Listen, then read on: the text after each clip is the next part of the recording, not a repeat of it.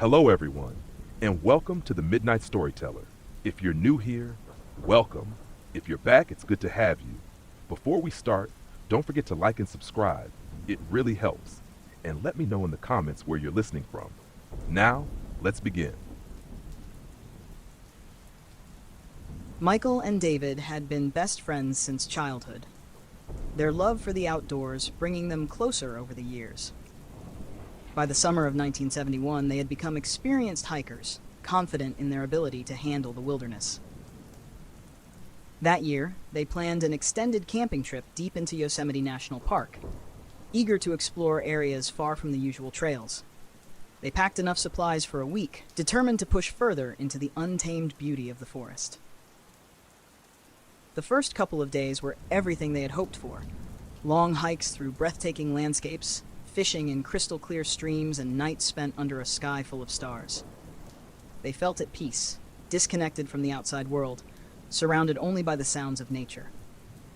But on the third night, something changed. As they settled into their tents after a long day of hiking, they heard an unusual sound: whistling. At first, they thought it might be the wind moving through the trees, but the tune was distinct. It was human. The sound circled their campsite, moving from one side to the other as if someone or something was watching them. Michael unzipped his tent and peered out with his flashlight, but the beam revealed nothing beyond the trees. "Hello?" he called out. Silence. Then, after a few moments, the whistling started again. This time, just a little closer. David laughed nervously. "Probably another camper messing with us," he said, but Michael wasn't convinced. They hadn't seen a single person since they entered the deeper part of the park. Still, exhausted from the day, they eventually dismissed it and forced themselves to sleep. When Michael woke the next morning, something felt off. The air was unnaturally still, the usual morning sounds of birds and rustling leaves absent. Then, he turned to David's tent and felt his stomach drop. The tent was open, and David was gone. At first, Michael assumed he had woken up early and wandered off. But as he looked closer, a sense of dread crept over him. David's boots were still at the entrance of the tent, along with his backpack and jacket. He would never leave without them. Michael searched the immediate area, calling David's name, his voice breaking the eerie silence. There were no footprints leading away from the campsite. No signs of struggle. It was as if he had vanished into thin air. Panic set in as the hours stretched on with no sign of his friend. Michael hiked in every direction, shouting until his throat was raw. As the sun began to dip below the trees, he was forced to make a decision: stay and risk whatever had taken David, or make the long, terrifying trek back alone. As he hiked toward the nearest ranger station, the forest felt different, darker, heavier. The feeling of being watched never left him. Then, just as night fell, the whistling started again. It followed him, always just behind the trees. Michael didn't stop. He ran. When he finally reached help, a search party was launched immediately. They combed the area for days, but David was never found. No tracks, no body, nothing. Years later, campers in the same area reported hearing strange whistling at night. Some even claimed to wake up to find their tents unzipped, their belongings untouched, but an overwhelming sense that something had been inside with them. The Black Hills of South Dakota had always carried an eerie reputation. The locals spoke of strange occurrences, whispers in the woods, flickering lights between the trees, and people who had entered but never returned. It was the kind of folklore that kept most people away, but for 5 college friends, it was exactly the kind of thrill they were looking for. Mike, James, Sarah, Danielle, and Chris had planned this camping trip for weeks. They were young, fearless, and eager to prove that the legends were nothing more than ghost stories meant to scare outsiders. They hiked deep into the forest, further than most campers dared to go, and set up their tents in a small clearing surrounded by towering pines. The air was thick and still, but they laughed it off, excited to spend a weekend away from civilization. The first night was uneventful. They built a fire, roasted marshmallows, and shared scary stories, each one trying to outdo the last. The deeper into the night they went, the more they drank, their laughter echoing through the trees. But as the fire began to die down, so did the conversation, and soon they all crawled into their tents, unaware that their nightmare was about to begin. At around midnight, Sarah was the first to wake up. A piercing scream cut through the silence, so loud and shrill that it sent a wave of cold terror down her spine. She sat up, her breath shallow, listening. It wasn't an animal, it was human. A desperate, blood-curdling scream that seemed to come from deep within the forest.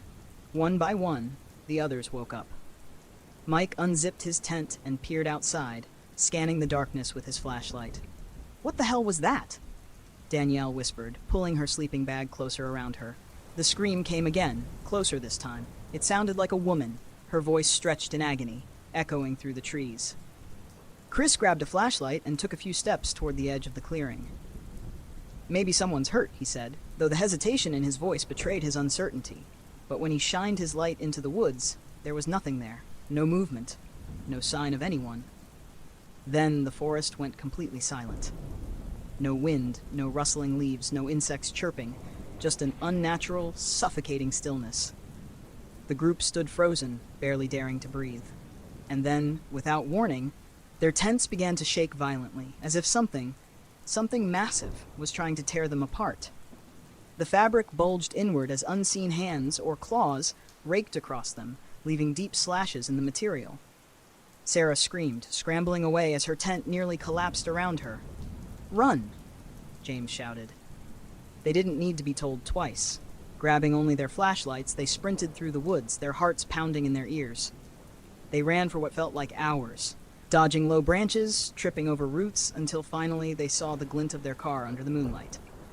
They piled in, slammed the doors, and sped off, never looking back. The next morning, still shaken, they reported the incident to a park ranger. His face remained calm, but his eyes told another story. He sighed, nodding slowly, and simply said, "You're lucky you got out."